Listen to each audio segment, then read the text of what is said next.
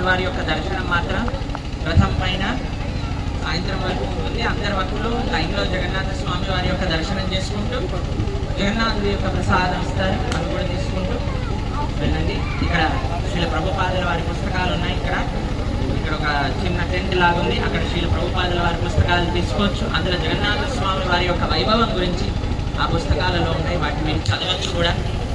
అందరు కూడా ఒకసారి నా వెనకాల చెప్పండి. నీలాచల నివాసాయ నిత్యాయ పరమాత్మనే బలభద్రా సుభద్రాభ్యాం బలభద్రా